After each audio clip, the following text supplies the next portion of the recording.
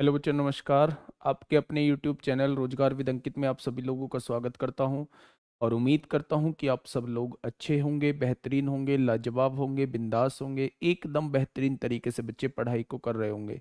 एक बार सभी लोग आप बताएंगे कैसे हैं आप सब लोग। एक बार बच्चे सभी लोग बताएंगे कैसे हैं आप सब लोग। बहुत बढ़िया, बहुत सुंदर। आ, रोहित पटेल, मोहित यादव, मिस्टर परफेक्ट, अमव, यश, सोनी, हिमांशु, सोमनाथ, शिवानी और अर्नव, रिया, ऑनलाइन स्टडी और योगी जी का नाती, ऋषि, पुष्पेंद्र, प्रियांशु और लक्की, रूपांशी, सीमा, आर्मी, शशि, नीतू, पराग, लक्की, हेमंत, सुधीर, सभी को मेरा प्यार भरा नमस्कार, सभी को राधे राधे, सभी को जय हिंद बच्चे। एक बार आप लोग बताएंगे कैसे हैं आप सब लोग। हम लोगों का आज का जो टॉपिक है बच्चे वो है मेंसुरेशन। हम लोग एडवांस में ट्रिग्नोमेट्री को खत्म कर चुके हैं, अलजेब्रा को खत्म कर चुके हैं, हाइट एंड डिस्टेंस को खत्म कर चुके हैं। आज जो हम लोग शुरुआत करने वाले हैं वो मेंसुरेशन से स्टार्ट करने वाले हैं। हाँ बच्चे, पीडीएफ की मैं आप लोगों को बता दूं देता हूँ। जो बच्ची पीडीएफ बनाती थी, जो बच्ची ये नोट्स बनाती थी, उसकी एक्चुअल में तबीयत बहुत ज़्यादा ख़राब है, इस वजह से नोट्स नहीं बन पा रहे हैं। तो मोस्ट प्रोबेबली कल शाम तक आपको जो वो तीनों पीडीएफ नहीं मिली हैं, जो हाइट एंड डिस्टेंस की तीनों पीडीएफ नहीं मिली हैं, वो भी मिल जाएंगी। और जो 11 वाला प्रैक्टिस सेट होता है, जिसके लिए मैंने आज दिन में भी बोला था कि एक फोल्डर होगा, फ्री फ्री पीडीएफ के नाम से एक फोल्डर होगा, उसके अंदर बच्चे विश्वास बैच फ्री पीडीएफ के नाम से एक सब फोल्डर बन जाएगा और उसके अंदर आपको प्रैक्टिस सेट मिल जाएगा। तो आपको परेशान होने की आवश्यकता नहीं है। थोड़ा सा हेक्टिक शेड्यूल होने की वजह से ये सारी चीज़ें नहीं हो पाई हैं। बाकी थोड़ा सा आप लोग मुझे टाइम देंगे, इन सारी चीज़ों को प्रॉपर वे में हम लोग कर लेंगे, ठीक है। चलो बहुत बढ़िया, बहुत बढ़िया। एक बार जल्दी से क्लास को शेयर करेंगे, एक बार जल्दी से क्लास को शेयर करेंगे। जिन लोगों ने क्लास को लाइक नहीं किया है वो क्लास को लाइक करेंगे, और जिन लोगों ने क्लास को लाइक कर दिया है अभी शेयर नहीं किया है वो एक बार क्लास को शेयर जरूर करेंगे। हम लोगों का जो आज का टॉपिक है बच्चे वो मेंसुरेशन है, यानी क्षेत्रमिति है। सबसे पहले आप लोग बिल्कुल भी इसमें ये नहीं शो करेंगे कि इसे जल्दी कराओ या इसे धीरे कराओ। बच्चे ये टॉपिक जो है अपने आप में बहुत इंपॉर्टेंट है। चाहे आप लेखपाल का पेपर देने वाले हों, चाहे आप ग्रुप डी का पेपर देने वाले हों, चाहे आप एनटीपीसी सीबीटी 2 का पेपर देने वाले हों, किसी भी एग्जाम की आप लोग तैयारी कर रहे हैं, हर एक एग्जाम के पॉइंट ऑफ व्यू से बहुत ज्यादा इंपॉर्टेंट टॉपिक है। और अपने आप में बच्चे थोड़ा सा बड़ा भी टॉपिक है, तो इसे पूरा करने में हम लोगों को टाइम जरूर लगेगा। तो बिल्कुल भी आप लोग इससे परेशान नहीं होंगे, बिल्कुल भी आप लोग मुझे बीच में डिस्टर्ब नहीं करेंगे कि जी जल्दी कराओ, आसान कराओ। ये क्वेश्चन लेवल के नहीं है, थोड़ा लेवल बढ़ाओ या थोड़ा लेवल घटाओ घटाओ, हर चीज को सोच के बच्चे मैं पढ़ा रहा हूंगा। हर चीज को ध्यान में रखते हुए, हर बच्चे को ध्यान में रखते हुए मैं इस टॉपिक को करा रहा हूंगा। तो आप लोग थोड़ा सा कोऑपरेट करेंगे, इतना सा इतू सा कोऑपरेट आप लोगों का चाहिए। बाकी सब आप मेरे ऊपर छोड़ दो कि इस चीज को कैसे आप लोगों को कवर कराना है, ठीक है। तो शुरुआत करते हैं इस टॉपिक से, मेंसुरेशन जिसे कहा जाता है बच्चे क्षेत्रमिति। जिसे क्या कहा जाता है, जिसे कहा जाता है बच्चे क्षेत्रमिति। अगर क्षेत्रमिति की बात करता हूं तो इस मेंसुरेशन को बच्चे दो पार्ट में डिवाइड किया गया है। कौन से हैं भाई वो दो पार्ट? उन दो पार्ट के बारे में सुन लेते हैं हम, कौन से हैं वो दो पार्ट। एक तो पार्ट होता है बच्चे 2D, जिसे कहा जाता है 2 डायमेंशन, और एक जो पार्ट होता है वो होता है बच्चे 3D, जिसे कहा जाता है 3 डायमेंशन। यानी कि जिसके अंदर दो विमाएं होंगी उसे हम 2D के अंदर रखेंगे, और जिसके अंदर बच्चे तीन विमाएं होंगी उसे हम 3D के अंदर रखेंगे। अब दो विमाएं कैसे? जहां बच्चे एरिया, जहां एरिया की बात होगी और पेरीमीटर की बात होगी, यानी कि क्षेत्रफल की बात होगी, यानी कि क्षेत्रफल की बात होगी और परिमाप की बात होगी, उस चीज को बच्चे हम लोग 2D के अंदर पढ़ रहे होंगे। जहां क्षेत्रफल के बारे में बात होगी, परिमाप के बारे में बात होगी, उस चीज को हम जो है 2D के अंदर पढ़ रहे होंगे। लेकिन जहां बच्चे आयतन के बारे में बात होगी, जहां आयतन के बारे में बात होगी या वॉल्यूम के बारे में बात होगी, उसे हम लोग बच्चे 3D के अंदर पढ़ रहे होंगे। छोटा सा डिफरेंस आप लोगों को याद रखना है कि इसके अंदर 2 विमाएं होती हैं और इसके अंदर 3 विमाएं होती हैं। विमाएं मतलब डायमेंशन। अगर लंबाई और चौड़ाई के बारे में बात होगी तो केवल वो 2D के अंदर आएगा। लंबाई, चौड़ाई और ऊंचाई के बारे में बात होगी तो बच्चे वो 3D के अंदर आएगा। इस बात में किसी को कोई दिक्कत नहीं है। अब ध्यान से सुनना, मेरी बात को बहुत आराम से सुनना बच्चे, एक एक चीज आप लोगों के बहुत बेहतरीन तरीके से समझ आएगी। अगर 2D के अंदर मैं बात करता हूं कि 2D के अंदर सबसे पहला टॉपिक हम लोगों को क्या पढ़ना है, तो 2D के अंदर सबसे पहला टॉपिक हम लोगों को ट्रायंगल पढ़ना है। क्या पढ़ना है बच्चे? ट्रायंगल पढ़ना है, जिसे क्या कहा जाता है? जिसे त्रिभुज बोला जाता है। 2D के अंदर दूसरा टॉपिक हम लोगों को बच्चे क्वाड्रिलेटरल पढ़ना है। क्वाड्रिलेटरल पढ़ना है। क्वाड्रिलेटरल को क्या बोला जाता है? क्वाड्रिलेटरल को बच्चे चतुर्भुज बोला जाता है। क्वाड्रिलेटरल को क्या बोला जाता है? चतुर्भुज बोला जाता है। और इसी क्वाड्रिलेटरल के अंदर हमें कौन कौन से क्वाड्रिलेटरल पढ़ने हैं? तो चतुर्भुज होता है बच्चे 4 भुजाओं से घिरी कोई भी बंद आकृति, उसे हम चतुर्भुज कहते हैं। तो एक सबसे पहले जो चतुर्भुज पढ़ना है वो रेक्टेंगल पढ़ना है। सबसे पहले जो चतुर्भुज पढ़ना है वो रेक्टेंगल पढ़ना है, जिसे हम लोग आयत बोलते हैं। दूसरे नंबर पे जो चतुर्भुज पढ़ना है वो बच्चे स्क्वायर पढ़ना है। स्क्वायर पढ़ना है, जिसे हम लोग वर्ग बोलते हैं। बहुत बढ़िया। अगर तीसरी चीज की बात करता हूं, ध्यान से सुनेंगे मेरी बात को, अगर मैं तीसरी चीज की बात करता हूं तो यहां पे तीसरी जो चीज हम लोगों को पढ़नी है वो पढ़नी है बच्चे पैरेललोग्राम। तीसरी चीज जो हम लोगों को पढ़नी है वो पढ़नी है हम लोगों को पैरेललोग्राम, जिसे कहा जाता है समांतर चतुर्भुज। जिसे क्या कहा जाता है? जिसे कहा जाता है समांतर चतुर्भुज। चौथी चीज हम लोगों को पढ़नी है बच्चे, इसी के अंदर रोहम्बस पढ़नी है। रोहम्बस पढ़नी है, जिसे क्या बोला जाता है? जिसे बोला जाता है समचतुर्भुज। जिसे क्या बोला जाता है बच्चे? समचतुर्भुज। पांचवी चीज हम लोगों को क्या पढ़नी है? पांचवी चीज हमें इसके अंदर ट्रेपेजियम पढ़ना है।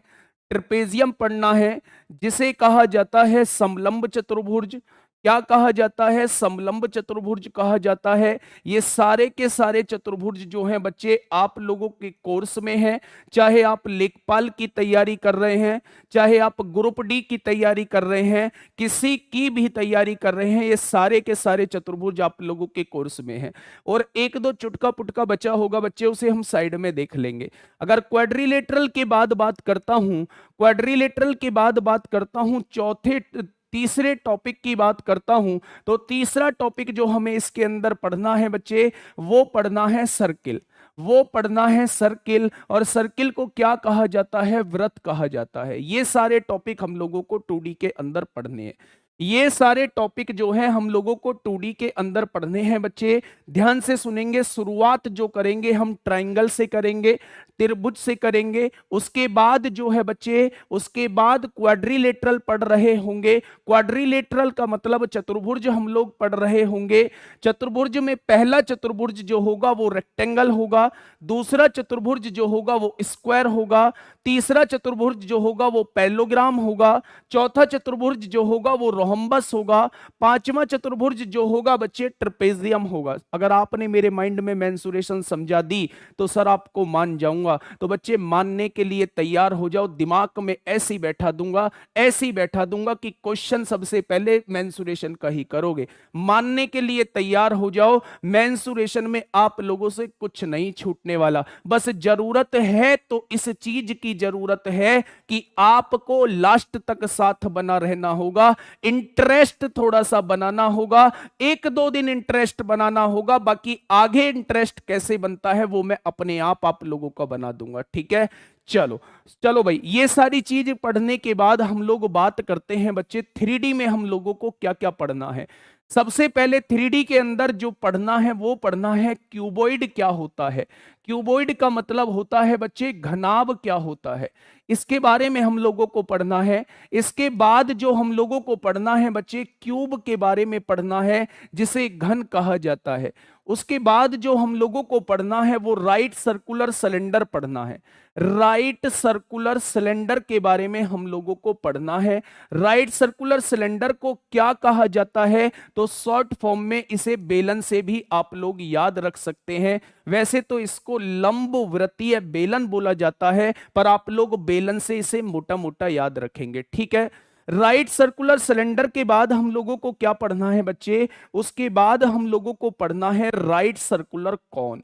इसके बाद हम लोगों को पढ़ना है बच्चे राइट सर्कुलर कॉन पढ़ना है। और राइट सर्कुलर कॉन का मतलब होता है बच्चे हम लोगों को लंबवृत्तीय शंकु पढ़ना है। ठीक है, अगर पांचवें टॉपिक की बात करता हूं तो इसके बाद हम लोगों को पढ़ना है बच्चे स्फेयर पढ़ना है।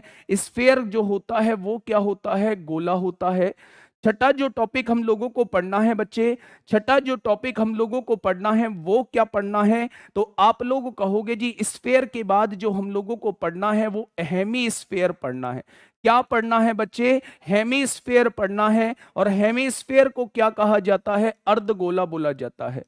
अगर आगे टॉपिक बात करूं हेमिस्फेयर के बाद हम लोगों को क्या पढ़ना है, तो लास्ट में हम लोगों को पढ़ना है बच्चे फ्रस्टम ऑफ कॉन। लास्ट में हम लोगों को पढ़ना है फ्रस्टम ऑफ कॉन, और जिसे क्या बोला जाता है, उल्टी बाल्टी भी इसे ही बोलते हैं और छिन्नक भी इसे ही बोलते हैं। तो ये सारा सिलेबस है आप लोगों का मेंसुरेशन का, ये सारा सिलेबस है आप लोगों का मेंसुरेशन का। एक बार बच्चे फोटो लेंगे, इतने सारे टॉपिकों को हम लोगों को पढ़ना है। प्रिज्म पिरामिड पढ़ना है, वो अलग की चीज है, वो अलग की चीज है। प्रिज्म पिरामिड जो है वो लास्ट में हम लोग पढ़ रहे होंगे। ठीक है, मंटू प्रजापति ले लिया भाई, तेरा भी नाम ले लिया। ठीक है सर, ग्रुप डी से विश्वास उठ गया है। अब तो विश्वास नहीं उठना चाहिए क्योंकि बहुत नजदीक पेपर है। अगर आप वैष्णव जी का ट्वीट पढ़ेंगे तो उन्होंने ये कहा है कि जुलाई अगस्त तक जो है हम वो ग्रुप डी वाली और एनटीपीसी वालों को जॉब दे देंगे। तो आप लोग यहां से सोच सकते हैं, मतलब आप लोगों के लिए थोड़ा बहुत तो पॉजिटिव है, थोड़ा बहुत तो बच्चे पॉजिटिव है। लेखपाल के लेवल का भी पढ़ा दीजिए बच्चे, सब लेवल का है, सब लेवल का है। लेखपाल हो, ग्रुप डी हो, सीएचएसएल हो, कोई सा भी हो, सारे लेवल को ध्यान में रखते हुए पढ़ाते हुए चलूंगा। बिल्कुल परेशान आप लोगों को होना नहीं है। ठीक है, अब बस क्या करना है कि थोड़ा सा कमेंट पे कम ध्यान देना है, चीजों को थोड़ा सा गौर से समझना है। हर एक चीज आपके बहुत बारीकी से समझ में आएगी। ठीक है, बहुत बढ़िया, बहुत बढ़िया। चलो भाई शुरुआत करते हैं बच्चे आज के टॉपिक से, शुरुआत करते हैं आज के टॉपिक से। आज का टॉपिक क्या है, ट्रायंगल से। मैंने आप लोगों को बोला था कि सबसे पहले जो हम लोग शुरुआत करेंगे वो ट्रायंगल से करेंगे, ट्रायंगल से करेंगे, यानी हम लोग त्रिभुज से शुरुआत करेंगे। बच्चे ध्यान से आप लोग सुनेंगे, बहुत बारीकी से आप लोग सुनेंगे। 2 दिन में इसकी थ्योरी खत्म हो जाएगी, फिर अगले 3 से 4 दिन हम इसके क्वेश्चन करेंगे, बहुत बढ़िया बढ़िया क्वेश्चन करेंगे। सबसे पहले त्रिभुज होता क्या है, त्रिभुज के नाम से समझ में आ रहा होगा ट्राई और एंगल, जिसमें 3 कोण होते हैं, यानी 3 भुजाओं से मिलकर बनी कोई भी बंद आकृति, 3 भुजाओं से मिलकर बनी कोई भी बंद आकृति, उसे हम लोग क्या कह रहे होते हैं, उसे हम लोग बच्चे त्रिभुज बोल रहे होते हैं। कोई भी पूछे 3 भुजाओं से मिलकर बनी आकृति को ही क्या कहते हैं, त्रिभुज कहते हैं। अब त्रिभुज जो होता है बच्चे, ये बन गया हम लोगों का त्रिभुज। मैंने कहा 3 भुजाओं से मिलकर बनी कोई भी बंद आकृति, उसे हम त्रिभुज कहते हैं।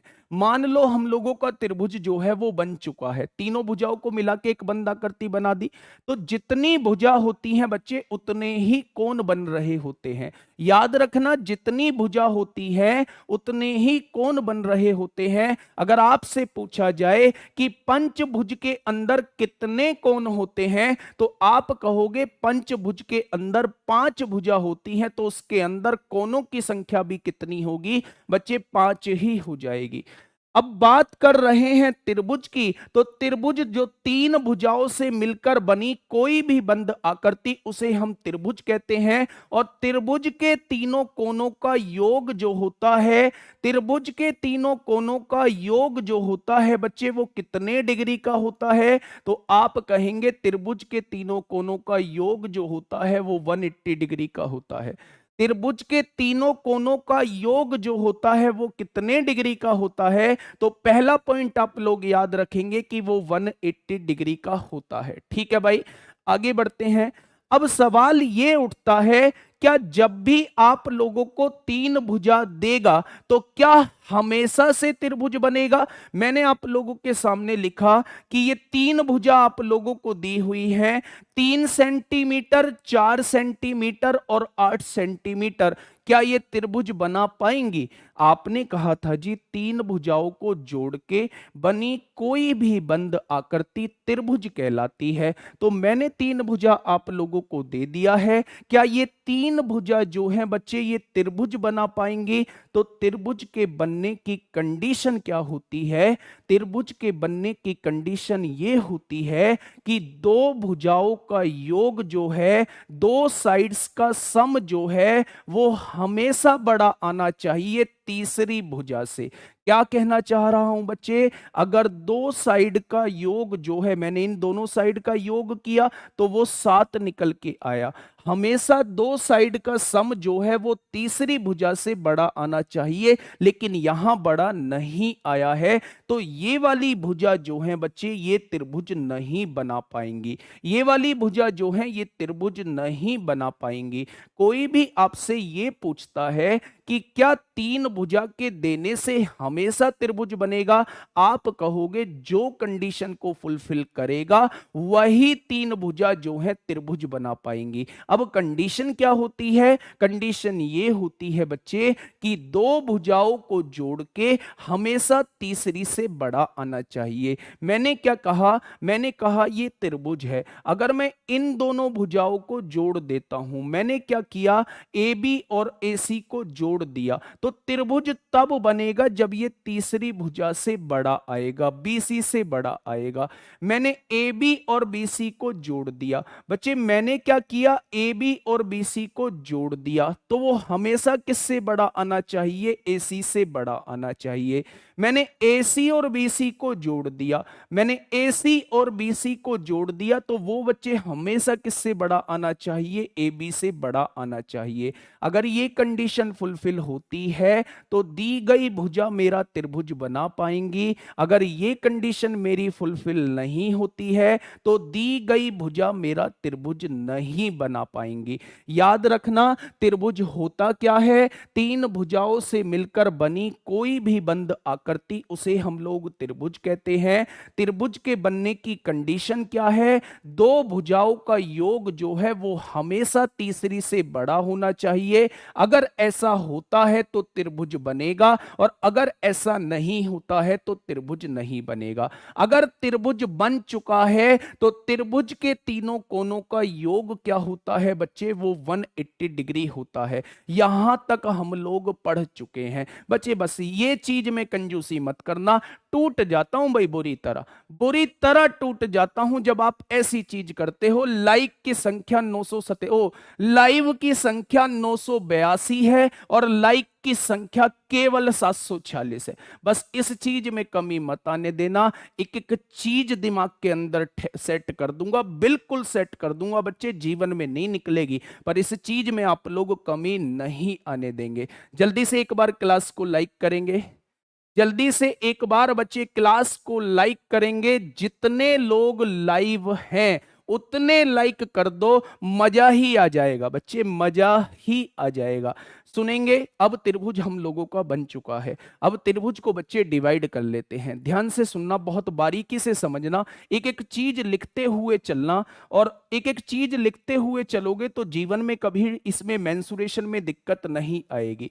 ट्राइंगल को बच्चे दो पार्ट में डिवाइड किया गया है। त्रिभुज को दो पार्ट में डिवाइड किया गया है।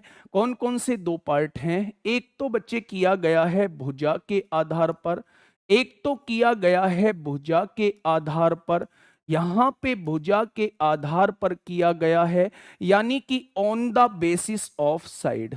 On the basis of side, त्रिभुज को दो पार्ट में कैटेगराइज किया गया है, on the basis of side. और दूसरा किया गया है बच्चे कोण के आधार पे।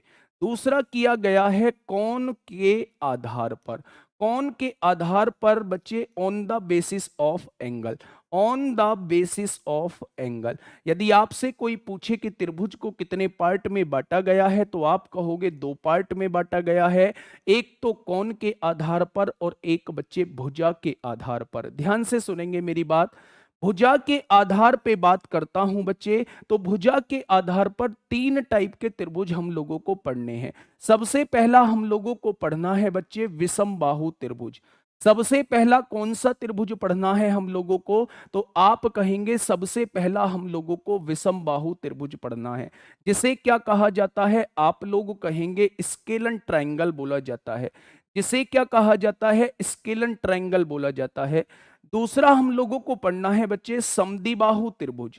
दूसरा हम लोगों को क्या पढ़ना है, तो आप लोग कहेंगे दूसरा हम लोगों को समद्विबाहु त्रिभुज पढ़ना है। समद्विबाहु त्रिभुज क्या होता है बच्चे, इसी को बोला जाता है आइसोसेल्स ट्रायंगल। आइसोसेल्स ट्रायंगल बच्चे, यहां से क्वेश्चन बन रहे होते हैं, ध्यान से सुनना। हर एक पॉइंट से क्वेश्चन बनता है, इस चीज को अपने दिमाग में सेट करके रखेंगे। अगर तीसरी बात मैं करता हूं, ट्रायंगल का तीसरा पार्ट मैं आप लोगों से पूछूं, जब भुजा के आधार पे हम लोग बात कर रहे होते हैं, तो तीसरा होता है सबसे इंपोर्टेंट, जहां से मोस्टली क्वेश्चन बन रहे होते हैं, तो उसे कहा जाता है समबाहु त्रिभुज।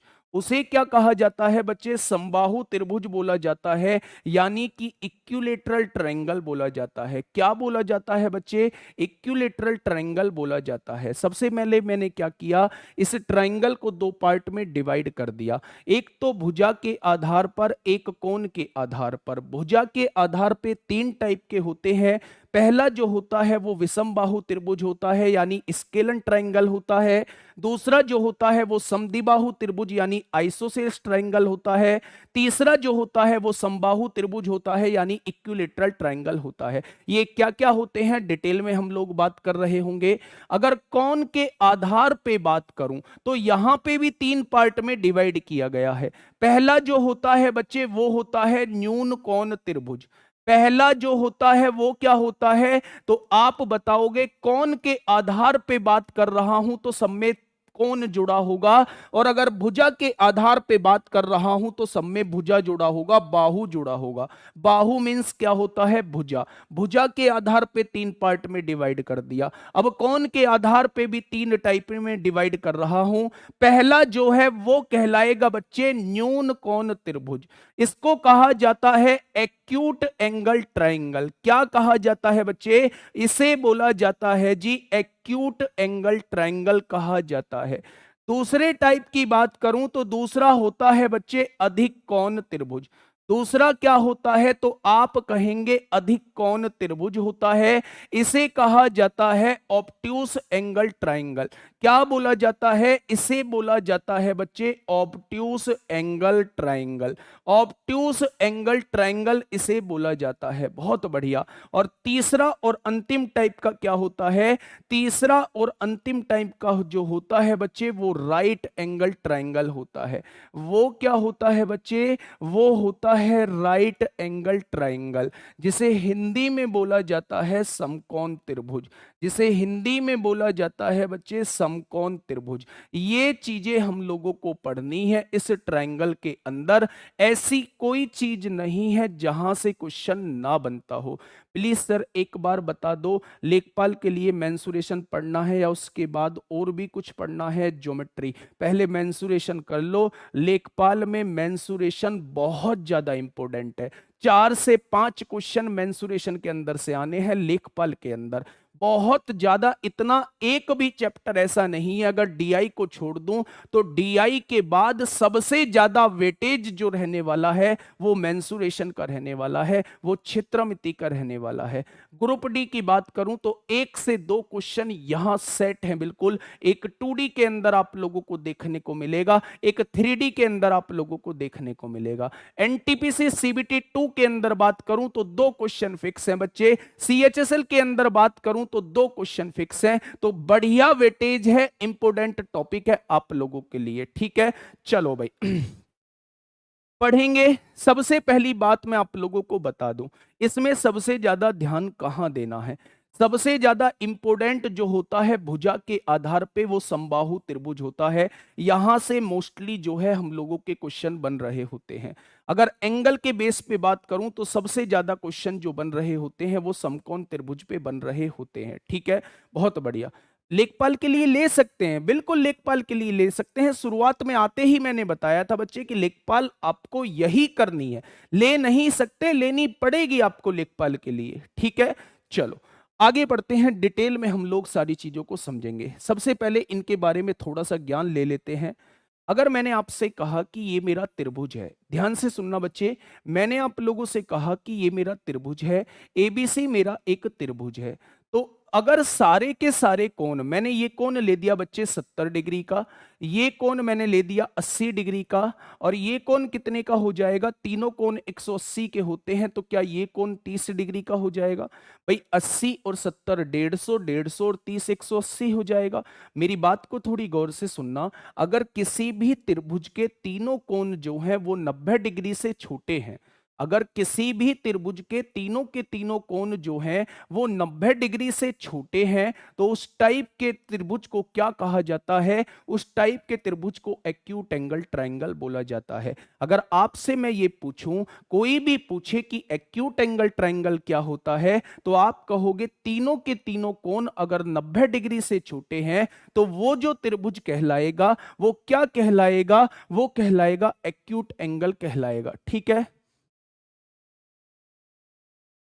चलो दूसरी बात करते हैं, अधिक कोण त्रिभुज क्या होता है। बच्चे ध्यान से सुनना, त्रिभुज की फिगर देखना, मैं कैसी फिगर आप लोगों के सामने बना रहा हूं।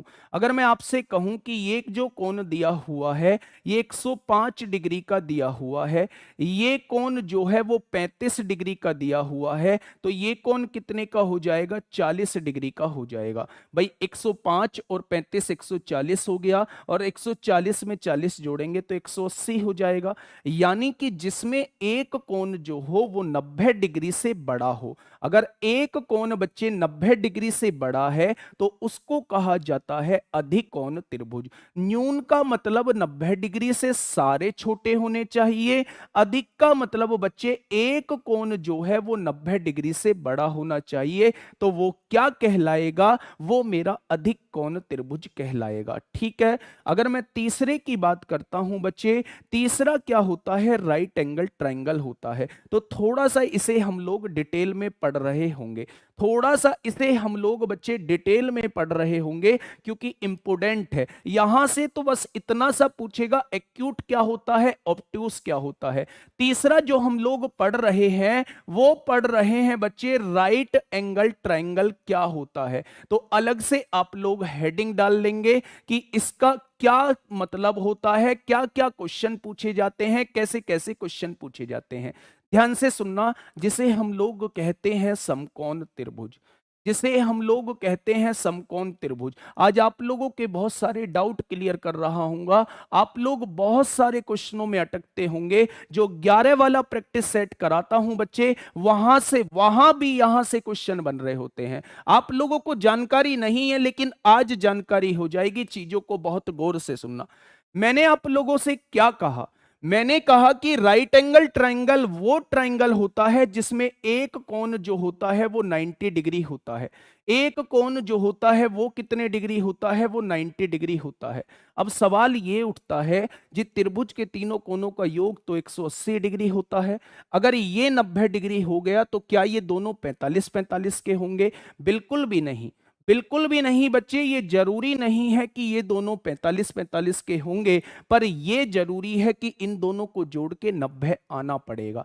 जब इन दोनों को जोड़ के 90 आएगा, वो 90 और ये 90 जुड़ के तभी तो 180 डिग्री बनेगा। यानी कि केवल समकोण त्रिभुज के अंदर हम इतनी सी बात जानते हैं, समकोण त्रिभुज के अंदर हम इतनी सी बात जानते हैं कि अगर ये कोण 90 डिग्री का है, अगर ये कोण 90 डिग्री का है, तो ए और सी को जोड़ के कितना आना चाहिए बच्चे? ए और सी को जोड़ के 90 डिग्री आएगा। बस इतनी सी बात हम लोगों को पता है। अगर ये 30 का होगा तो ये 60 का होगा, अगर ये 40 का होगा तो ये 50 का होगा, अगर ये 45 का होगा तो ये भी 45 का होगा, अगर ये 70 का होगा तो ये 20 का होगा, पर ये दोनों को जोड़ के आना तो 90 ही पड़ेगा। इस बात में किसी को कोई दिक्कत है तो आप लोग बता सकते हैं।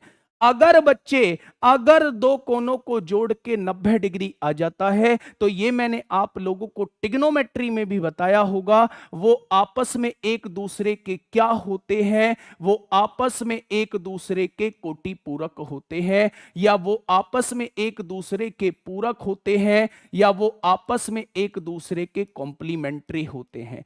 क्या होते हैं बच्चे? कॉम्प्लीमेंट्री एंगल होते हैं। अगर कोई भी आपसे कोटि पूरक पूछे तो आप कहना, अगर दो कोनों को जोड़ के, अगर दो कोनों को जोड़ के 90 डिग्री के बराबर आ जाता है, तो बच्चे वो आपस में एक दूसरे के कोटि पूरक होते हैं, या वो आपस में एक दूसरे के पूरक होते हैं, या वो आपस में एक दूसरे के कॉम्प्लीमेंट्री होते हैं। ठीक है। सर पानी पीते वक्त दांतों में पानी लगता है, क्या करें सर प्लीज? बहुत बढ़िया। अभी तो दांतों में पानी लग रहा है, अभी कहाँ कहाँ पानी लगेगा? अगर सिलेक्शन नहीं हुआ ना बाबू, तो बहुत जगह पानी लग जाएगा। फिर पता ही नहीं चल पाएगा कि पूरे शरीर में कहाँ कहाँ पानी लग रहा है। अभी तो खैर दांतों में ही लग रहा है, इसलिए पढ़ लो। दांतों का पानी तो निबट जाएगा, दांतों का पानी तो लगना बंद हो जाएगा। एक चूरन आता है बस में जो बेचते रहते हैं, उस चूरन को ले लेना गर्म पानी से, और थोड़ा सा दंत मंजन भी कर लेना, तो पानी तो लगना बंद हो जाएगा। लेकिन अगर ये चीज निकल गई ना, तो फिर पानी लगना बंद नहीं होगा, फिर तो जगह जगह पानी लग जाएगा। याद रखना बच्चे इस चीज को। चलो, एक कह रहा जी पारिया हो गया, पारिया, हाँ पारिया हो गया। डॉक्टर भी बहुत हैं, डॉक्टर इतने सारे हैं कि कोई भी बीमारी बताओ, हर चीज का इलाज बता देंगे। चल। एक कह रहा जी दांत निकाल कर पानी पिया कर, बहुत बढ़िया, बहुत जबरदस्त, ये सबसे जबरदस्त था, ये सबसे जबरदस्त था। चलो। फिर कहते हो जी मेंसुरेशन में दिक्कत है। अगर कोई आपसे पूछता है जी कौन से चैप्टर की मैराथन ली जाए, तो आप सबसे पहला नाम बोलते हो जी मेंसुरेशन की मैराथन ली जाए। फिर मेंसुरेशन की मैराथन भी हो जाती है, जो भी टीचर कराता है चाहे वो कोई सा भी कराए, वो मैराथन हो जाती है। फिर बाद में निष्कर्ष निकलता है जी अब भी कुछ समझ नहीं आया। अगर कोई मैराथन कराने के बाद अगले दिन आपसे ये पूछने लगे कि कौन से चैप्टर की मैराथन कराई जाए जिसमें आपको डाउट हो, तो 80% जनसंख्या का फिर से मेंसुरेशन आएगा। वो इसीलिए आता है कि जब मेंसुरेशन चल रहा होता है तब दांतों का पारिया ठीक कर रहे होते हैं, दांतों में पानी लगना बंद करवा रहे होते हैं। अबे डॉक्टर थोड़ी ना हूं मैं, दांतों का पारिया निकालूंगा या दांतों की दवा बताऊंगा। भैया मेंसुरेशन का थोड़ी बहुत डॉक्टरी कर सकता हूं, तो उस डॉक्टरी को थोड़ी सी देख लो। चलो।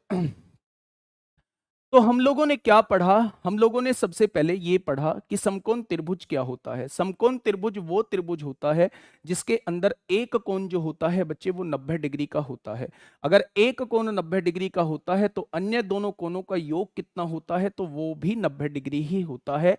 जब दो कोणों का योग 90 डिग्री होता है तो उन्हें आपस में एक दूसरे का बच्चे क्या कहते हैं? उन्हें कोटि पूरक कहते हैं, कॉम्प्लीमेंट्री कहते हैं। पॉलीगन भी इसी के अंदर ही समझाऊंगा बच्चे। एक बच्चा लिख रहा था पॉलीगन भी इसी के अंदर समझाऊंगा, यानी बहुभुज को भी मैं इसी के अंदर समझा रहा हूँ। ठीक है, चलो समझेंगे बात को। अब और क्या क्या होता है जी राइट एंगल ट्राइंगल के अंदर? आप तो सारी इसकी गाथा गाने वाले थे, तो बिल्कुल इसकी सारी गाथा गाऊंगा बच्चे। अगर आपको कभी भी दो भुजा दी हुई हो, कभी भी ट्राइंगल की दो साइड आप लोगों को दी हुई हो और आपको तीसरी साइड की जरूरत हो, तो वहां पे आप लोग पाइथागोरस थ्योरम लगा सकते हैं। पाइथागोरस थ्योरम क्या कहती है बच्चे? पाइथागोरस थ्योरम हेडिंग डालेंगे, और पाइथागोरस थ्योरम कहती क्या है उसे थोड़ा सा दिमाग में बैठाने की कोशिश करेंगे। पाइथागोरस थ्योरम ये कहती है कि 90 डिग्री के सामने वाला जो होता है वो कर्ण होता है, यानी हाइपोटेनस होता है। हाइपोटेनस होता है। थीटा के सामने वाला जो होता है वो परपेंडिकुलर होता है, यानी लंब होता है। और ये जो होता है बच्चे आधार होता है, यानी बेस होता है। ये सारी चीज हम लोग पढ़ चुके हैं। पाइथागोरस थ्योरम ये कहती है कि जो सबसे बड़ी भुजा होती है, किसी भी समकोण त्रिभुज की जो सबसे बड़ी भुजा होती है वो कर्ण होती है। अगर कर्ण का वर्ग आप लोग कर देते हैं तो वो हमेशा बराबर आएगा, इन दोनों के वर्गों के योग के बराबर आएगा। यानी AC स्क्वायर जो होगा वो किसके बराबर होगा बच्चे? वो AB square plus BC square के बराबर होगा। मैंने क्या बताया? सबसे पहले समकोण त्रिभुज होता क्या है? जिसमें एक कोण 90 डिग्री का होता है, अन्य दोनों कोणों का योग 90 डिग्री होता है। वो त्रिभुज क्या कहलाता है? वो त्रिभुज मेरा समकोण त्रिभुज कहलाता है। दूसरी बात मैंने ये पढ़ी, अगर दो भुजा मुझे दी हुई है और तीसरी भुजा निकालने की मुझे जरूरत है तो वहां पे मैं पाइथागोरस थ्योरम लगा सकता हूं। पाइथागोरस थ्योरम ये कहती है बच्चे कि कर्ण का वर्ग कर देना। कर्ण का वर्ग जो होगा वो बराबर होगा लंब के वर्ग के प्लस आधार के वर्ग के। ये दो बातें मैंने आप लोगों को बच्चे बहुत अच्छे से बता दी हैं। अगर तीसरी बात करता हूं, अगर समकोण त्रिभुज के अंदर बच्चे तीसरी बात करता हूं तो तीसरी बात भी यही लिख लेना। ध्यान से सुनेंगे आप लोग, तीसरी बात क्या होती है। अगर आपके सामने ये समकोण त्रिभुज बना हुआ है, समकोण त्रिभुज बच्चे बना हुआ है और आपसे इसका क्षेत्रफल पूछा जाता है, आपसे इसका क्षेत्रफल पूछा जाता है, तो समकोण त्रिभुज का क्षेत्रफल हम लोग कैसे निकाल रहे होते हैं? 1/2 आधार गुणा ऊंचाई से निकाल रहे होते हैं। किससे निकाल रहे होते हैं? आधार कितना है बच्चे? BC होगा। ऊंचाई कितनी होगी बच्चे? AB हो जाएगी। तो क्षेत्रफल अगर हम लोग निकालना चाहते हैं तो इसका क्षेत्रफल कैसे निकलेगा? 1/2 आधार गुणा ऊंचाई होगा। यहां पे आप लोग लिख सकते हैं, कभी भी समकोण त्रिभुज का क्षेत्रफल आप लोगों से पूछा जाए तो 1/2 आधार गुणा ऊंचाई होता है। यह होता है इसके क्षेत्रफल निकालने का तरीका। क्या इस बात में यहां तक किसी को कोई दिक्कत है? क्या इस बात में यहां तक किसी को कोई दिक्कत है? चौथे पॉइंट की तरफ हम लोग चल रहे हैं। चौथा पॉइंट समकोण त्रिभुज के अंदर क्या होता है?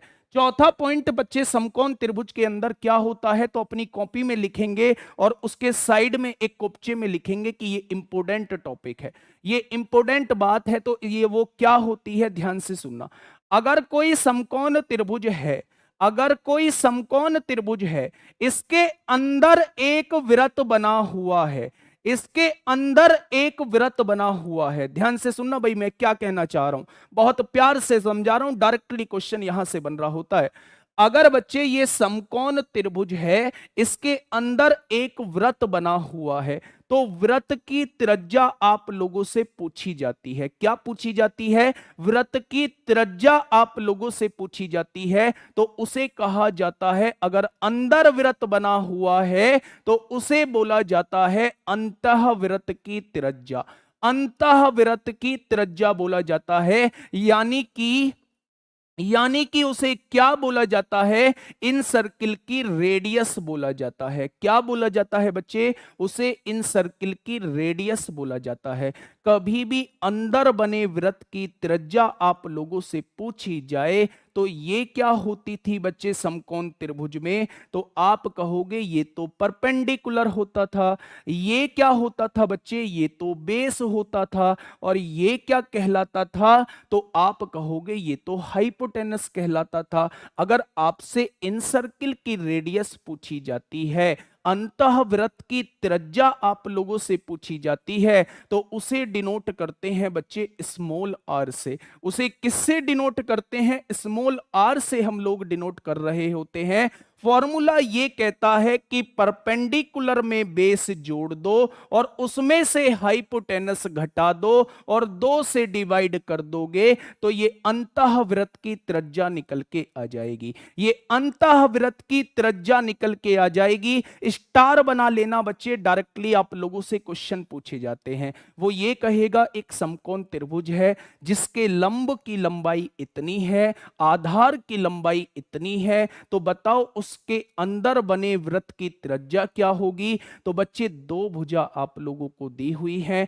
पाइथागोरस थ्योरम से तीसरी भुजा आप लोग निकाल लेंगे। जब तीनों भुजा आप लोगों के पास आ जाएंगी तो लंब और आधार को जोड़ के उसमें से कर्ण घटा देना और कर्ण को घटा के बच्चे दो से डिवाइड कर देना, तो ये अंतःवृत्त की त्रिज्या निकल के आ जाएगी। ध्यान से सुनेंगे, अगर मैं हिंदी में लिखना चाहूं तो लंब में बच्चे क्या जोड़ना है? आधार को जोड़ना है। लंब में आधार को जोड़ देना और उसमें से क्या कर देना बच्चे? उसमें से कर्ण को घटा देना और डिवाइड किससे कर देना? दो से डिवाइड कर देना। ये होती है अंतःवृत्त की त्रिज्या। ये क्या होती है बच्चे? अंतःवृत्त की त्रिज्या होती है, यानी कि इन सर्किल की बच्चे रेडियस होती है। इस बात में तो किसी को कोई समस्या नहीं है। आगे बढ़ते हैं, आगे बढ़ते हैं, इसके पांचवें पॉइंट के तरफ चलते हैं कि पांचवा पॉइंट इसका क्या होता है। पांचवा पॉइंट इसका क्या होता है, ये भी बहुत इंपॉर्टेंट पॉइंट है। चौथा पॉइंट भी इंपॉर्टेंट है बच्चे और पांचवा पॉइंट भी इंपॉर्टेंट है। क्या कहता है पांचवा पॉइंट?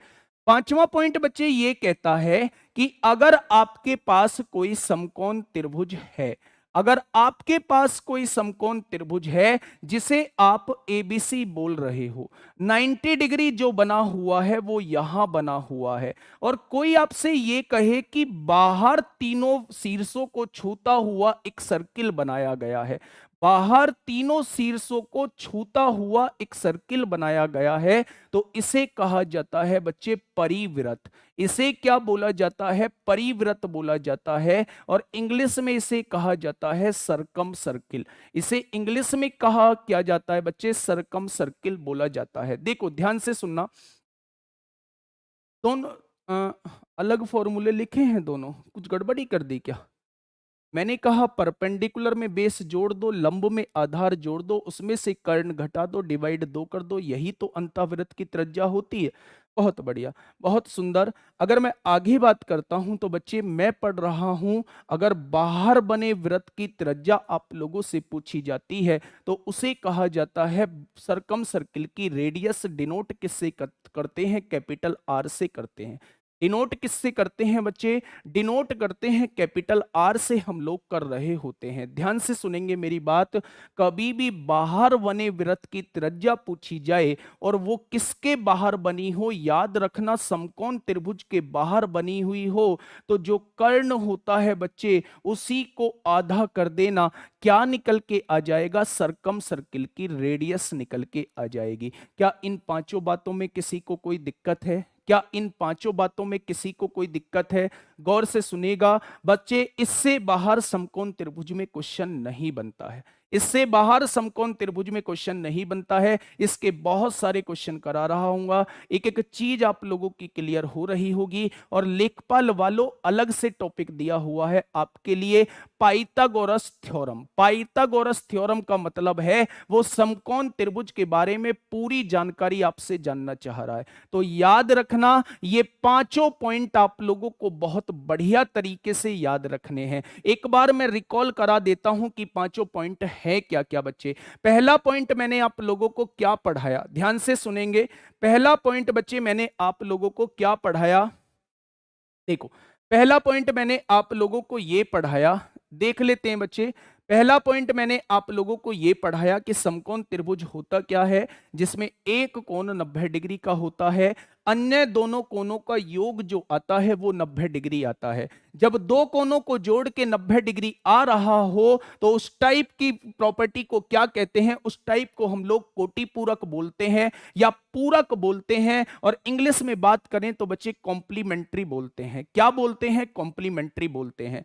दूसरी बात मैंने आप लोगों को क्या बताई यहां से, जब भी आप लोगों को दो भुजा दी हुई हो, दो साइड दी हुई हो और तीसरी साइड आप लोगों को निकालनी हो, तो दूसरा पॉइंट ये कहता है कि आपको पाइथागोरस थ्योरम लगानी होगी। पाइथागोरस थ्योरम ये कहती है बच्चे कि कर्ण का वर्ग कर दो, कर्ण का वर्ग जो होगा वो लंब के वर्ग के प्लस आधार के वर्ग के बराबर आ जाएगा। ये कहलाती है, क्या कहलाती है? ये पाइथागोरस थ्योरम कहलाती है। 2 पॉइंटों में कोई दिक्कत नहीं है। तीसरा पॉइंट क्या कहता है? कभी भी समकोण त्रिभुज का क्षेत्रफल आप लोगों से पूछा जाता है तो वो क्षेत्रफल होता है बच्चे 1/2 आधार गुणा ऊंचाई होता है। क्या होता है? 1/2 आधार गुणा ऊंचाई जो होता है वो क्षेत्रफल हो रहा होता है समकोण त्रिभुज का। अगर मैं चौथे पॉइंट की बात करूं बच्चे तो वो आपसे 2 चीज और पूछ सकता है। पहली चीज तो ये पूछ सकता है कि अंतःवृत्त की त्रिज्या क्या होती है, यानी इन सर्किल की रेडियस क्या होती है। दूसरा पॉइंट वो आपसे पूछ सकता है परिवृत्त की त्रिज्या क्या होती है, यानी सरकम सर्किल की रेडियस क्या होती है। इन सर्किल वो होता है जो त्रिभुज के अंदर बना होता है, सरकम सर्किल वो होता है जो त्रिभुज के बाहर वृत्त बना होता है। अगर अंदर बने वाले वृत्त की त्रिज्या आप लोगों से पूछी जाए तो बच्चे P + B - H/2 होता है, यानी परपेंडिकुलर में बेस जोड़ के उसमें से हाइपोटेनस घटा देना और 2 से डिवाइड कर दोगे तो क्या निकल के आ जाएगा? वो बच्चे इन सर्किल की रेडियस निकल के आ जाएगी। कोई दिक्कत नहीं है। अगर लास्ट पॉइंट की बात करूं, तो बच्चे जब भी किसी राइट एंगल ट्राइंगल के बाहर एक सर्किल बना होता है उसे सरकम सर्किल कहा जाता है। अगर मैं सरकम सर्किल की रेडियस निकालना चाहता हूं तो बच्चे उसे क्या करना होगा? हाइपोटेनियस को आधा कर देना। ये जो कर्ण आप लोगों को दिया हुआ है बस इसी को आधा कर देना तो क्या निकल के आ जाएगी? वो सरकम सर्किल की रेडियस निकल के आ जाएगी, वो सरकम सर्किल की रेडियस निकल के आ जाएगी बच्चे। और रेडियस अगर आपके पास आ चुकी है तो किसी भी वृत्त का क्षेत्रफल कैसे निकालते हैं वो हम लोग वृत्त में पढ़ रहे होंगे। यहां तक किसी को कोई दिक्कत है तो आप लोग मुझे बता सकते हैं। यहां तक किसी को कोई दिक्कत है तो बच्चे आप लोग मुझे बता सकते हैं। बहुत बढ़िया, बहुत सुंदर। अब देखो बच्चे, बिल्कुल सीक्वेंस से सारी चीजें हो रही होंगी, बिल्कुल सीक्वेंस से बच्चे सारी चीजें हो रही होंगी। थोड़ा सा इधर बात कर लेता हूं मैं कि मैंने आपको कोण के आधार पर त्रिभुज कौन कौन से होते हैं उनकी कंप्लीट डिटेल जानकारी मैंने आप लोगों को दे दी है।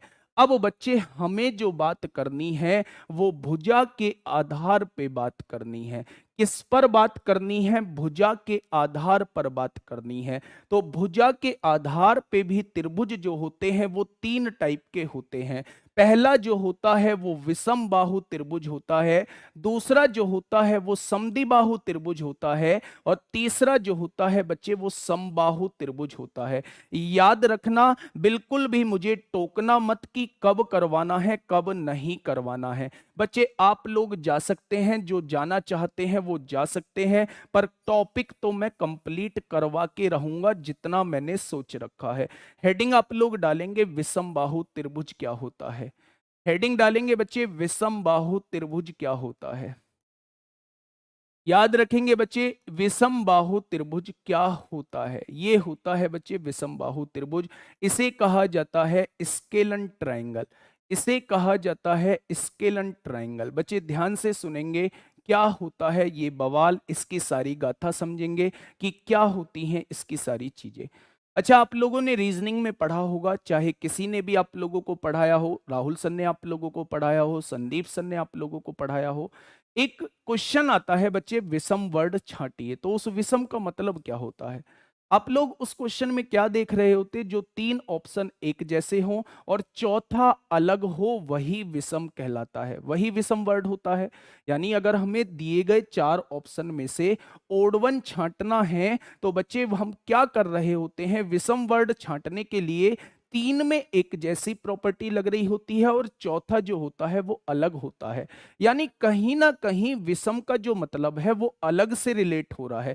तो याद रखना, जिसकी विषम माने अलग, बाहु माने भुजा और त्रिभुज तो त्रिभुज होता है। बच्चे जिस त्रिभुज की तीनों भुजा अलग अलग दी हुई होती हैं वो क्या कहलाता है? जिस त्रिभुज की तीनों भुजा अलग अलग दी हुई होती हैं वो क्या कहलाता है? वो विषम बाहु त्रिभुज कहलाता है या वो स्केलन ट्राइंगल कहलाता है। मेरी बात को थोड़ी सी ध्यान से सुनना। अगर एक भी साइड बराबर नहीं है, सारी की सारी भुजा अलग अलग है, तो वो क्या कहलाएगा? वो विषम बाहु त्रिभुज कहलाएगा। अब मेरी बात को थोड़ी सी गौर से सुनना। यहां से वो दो चीज आप लोगों से पूछ सकता है। चीजें तो वो चार पूछता है, चारों मैं आप लोगों को बता देता हूं। सबसे पहला वो आप लोगों से पूछ रहा होता है कि क्षेत्रफल क्या होगा। आप लोगों के पॉइंट ऑफ व्यू से बहुत ज्यादा इंपॉर्टेंट है क्षेत्रफल, वो आप लोगों से पूछ रहा होता है। दूसरी चीज वो आप लोगों से पूछ रहा होता है कि परिमाप कितना होगा। बच्चे, किसी भी स्केलन ट्रायंगल का परिमाप क्या होगा, यानी पेरीमीटर क्या होगा। और इस क्षेत्रफल क्या कहते हैं बच्चे? एरिया को हम लोग बोल रहे होते हैं। अगर तीसरी चीज की बात करता हूं, स्केलन ट्रायंगल में तीसरी चीज की बात करता हूं, तो तीसरी चीज होती है बच्चे अंतःवृत्त की त्रिज्या। तीसरी चीज वो आप लोगों से पूछ रहा होता है अंतःवृत्त की त्रिज्या। ये बहुत रेयर केस में पूछ रहा होता है, लेकिन पिछली बार क्वेश्चन पूछा गया है 2018 में। यहां से एक क्वेश्चन पूछा गया है। कौन सा क्वेश्चन पूछा गया है वो मैं आपको बताऊंगा। चौथी चीज बच्चे, लास्ट चीज आप लोगों से पूछ रहा होता है कि परिवृत्त की त्रिज्या क्या होगी। परिवृत्त की त्रिज्या बच्चे क्या होगी? इन चार से अलग ना तो आज तक कोई क्वेश्चन बना है, ना आगे जीवन में कोई क्वेश्चन बनेगा। इन चार से अलग जो है, सर पीछे से आए हैं बट समझ में आ गई बच्चे, सारी चीज समझ में आएगी, वादा है मेरा, सारी चीज समझ में आएगी। बस आप लोग थोड़ा सा कोऑपरेट करते रहना, ठीक है? अब ध्यान से सुनना मेरी बात। इन चारों चीजों का निचोड़ ही मैं आप लोगों के सामने खत्म कर देता हूं। जब भी आप लोगों से क्षेत्रफल पूछा जाए, जब भी आप लोगों से क्षेत्रफल पूछा जाए, तो आपने 9th-10th में एक फॉर्मूला पढ़ा होगा बच्चे, जिसे हम लोग हीरोज फॉर्मूला कहते हैं। जिसे हम लोग हीरोज फॉर्मूला कहते हैं। जब भी किसी त्रिभुज की तीनों भुजा अलग अलग दी हुई हैं और वो त्रिभुज मेरा समकोण त्रिभुज नहीं है, तो वो त्रिभुज मेरा विषम बाहु त्रिभुज कहलाएगा। और विषम बाहु त्रिभुज का क्षेत्रफल निकालने का केवल एक ही तरीका है। वो तरीका कौन सा है बच्चे? हीरोज फॉर्मूला है। वो कौन सा तरीका है? तो आप लोग जवाब देंगे। वो तरीका जो है वो मेरा हीरोज फॉर्मूला है। क्या होता है हीरोज फॉर्मूला? सबसे पहले आपको एस निकालना होगा। ये एस क्या होता है जी? ये एस होता है बच्चे अर्ध परिमाप। ये एस क्या होता है? अर्ध परिमाप होता है। बच्चे ध्यान से सुनिएगा। अभी मैं इन चीजों को मिटा देता हूं। अभी सारी चीजों को पढ़ाता हुआ चलूंगा। चार चीज हम लोगों को पढ़नी है और सीक्वेंस से आप लोगों को समझाता हुआ चलूंगा। जब भी आप लोगों से क्षेत्रफल पूछा जाता है, क्षेत्रफल होता है अर्ध परिमाप और एस से डिनोट करते हैं। और इंग्लिश मीडियम वाले समझ लो, इसे जो कहा जाता है बच्चे वो सेमी पेरीमीटर कहा जाता है। क्या कहा जाता है? सेमी पेरीमीटर कहा जाता है। सबसे पहले कैसे निकालेंगे सेमी पेरीमीटर? तो ध्यान से देखेंगे, जो भी आप लोगों को तीनों भुजा दी हुई है, इन तीनों को जोड़ के आधा कर देना। जो भी तीन भुजा आप लोगों को दी हुई है, इन तीनों को जोड़ के आधा कर देना, तो आपके पास एस की वैल्यू निकल के आ जाएगी। यानी कि सेमी पेरीमीटर आप लोगों के सामने निकल के आ चुका है। ठीक है?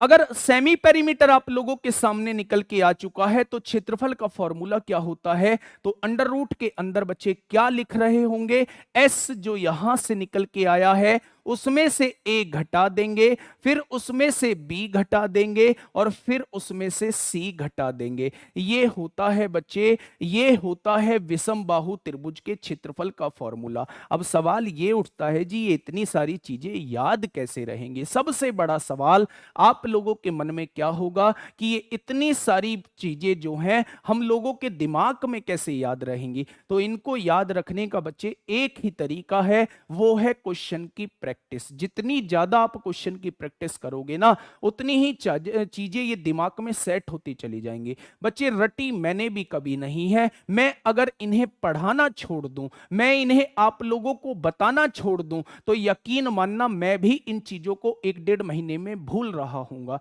लेकिन ये अब चीजें इतनी ज्यादा प्रैक्टिस में आ चुकी हैं कि इनको भूल पाना नामुमकिन ही नहीं बच्चे, मतलब बहुत मुश्किल है इनको भूल पाना। वही चीज आप लोगों को करनी है, तमाम क्वेश्चन करने हैं, डरना बिल्कुल भी नहीं है। आज थ्योरी पढ़ा रहा हूं ना, कल इसी पर बेस्ड क्वेश्चन करा रहा हूंगा। ट्राइंगल के जो महत्वपूर्ण क्वेश्चन बन सकते हैं, जो इंपोर्टेंट क्वेश्चन बन सकते हैं बच्चे, वो सारे के सारे क्वेश्चन आप लोगों को करा रहा हूंगा। और अगर कल की क्लास आप लोगों ने कर ली ना, तो यकीन मानना एक ही आवाज अंदर से आएगी, ट्राइंगल से अब कोई दिक्कत नहीं है। ट्राइंगल से बच्चे अब कोई दिक्कत हम लोगों को नहीं है। देखेंगे ध्यान से। मैं बेवफा होता है, मैं बेवफा होता है, ऑलरेडी याद है सर। ए क्या होता है? ए क्या होता है? ए बच्चे भुजा होती है। ये 3 भुजा दी हुई हैं आपको, पहली साइड ये, दूसरी साइड ये, तीसरी साइड ये। जब भी 3 भुजा अलग अलग दी हो तो सबसे पहले एस निकालना होता है, वो A plus B plus C by 2 होता है। उसके बाद इस फॉर्मूले से आप बच्चे क्षेत्रफल को निकाल रहे होते हैं। ठीक है सर, राइट एंगल ट्राइंगल में पेरीमीटर क्यों नहीं निकालते? बिल्कुल निकाल सकते हैं, राइट एंगल ट्राइंगल में पेरीमीटर निकाल सकते हैं बच्चे, क्यों नहीं निकाल सकते? देखो, सबसे पहले मैं आप लोगों को बता दूं कि पेरीमीटर होता क्या है। पेरीमीटर होता है जितनी चीजों से मिलकर कोई फिगर बनी है, उन सारी चीजों को जोड़ दो। अगर ये भुजा ए दे रखी है, ये भुजा बी दे रखी है और ये भुजा सी दे रखी है, तो 3 भुजाओं से मिलकर बनी है ना ये आकृति, तो तीनों को जोड़ दो, ये इसका पेरीमीटर निकल के आ जाएगा। बच्चे, जितनी भुजाओं से मिलकर कोई आकृति बनी होती है, उन सारी भुजाओं को जोड़ देते हैं तो वो उसका पेरीमीटर कहलाता है। तो अगर कभी भी आपसे समकोण त्रिभुज का पेरीमीटर पूछा जाता है, तो जो तीन भुजा जो तीन भुजा बच्चे आप लोगों को दी हुई हैं, उन तीनों को जोड़ देना, वो क्या निकल के आएगा? वो बच्चे पेरीमीटर निकल के आएगा। ठीक है, चलो आगे बढ़ते हैं। पहली चीज आप लोग पढ़ चुके हैं, इसके अंदर पहली चीज बच्चे आप लोग पढ़ चुके हैं। वो पहली चीज क्या थी? वो पहली चीज क्षेत्रफल थी। वो पहली चीज बच्चे क्षेत्रफल थी। यानी कि अगर स्केलन ट्रायंगल का आपसे क्षेत्रफल पूछा जाता है, तो स्केलन ट्रायंगल का क्षेत्रफल हम लोग ऐसे निकाल रहे होते हैं। तो अगर मैं दूसरी बात करता हूं कि इसका परिमाप क्या होगा, इसका पेरीमीटर क्या होगा, अगर आपसे कभी भी परिमाप पूछा जाता है या आपसे कभी भी पेरीमीटर पूछा जाता है, तो आप लोग एक ही जवाब देंगे बच्चे, तीनों भुजाओं को जोड़ दो, यही इसका परिमाप होता है। तीनों भुजाओं को जोड़ दो, यही इसका परिमाप होता है। क्या इन दोनों पॉइंटों में किसी को कोई दिक्कत है? क्या इन दोनों पॉइंटों में किसी को कोई दिक्कत है? अब दिक्कत जो आएगी बच्चे, वो तीसरे और चौथे पॉइंट में आएगी। लेकिन अगर मान ली तो हार और ठान ली तो जीत। बच्चे, अगर ये ठान लिया कि कितनी भी दिक्कत आ जाए मैं चीजों को समझूंगा, तो बच्चे कोई भी दिक्कत आप लोगों को नहीं आनी है। सर एस क्या होता है? लिखा हुआ है एस क्या होता है?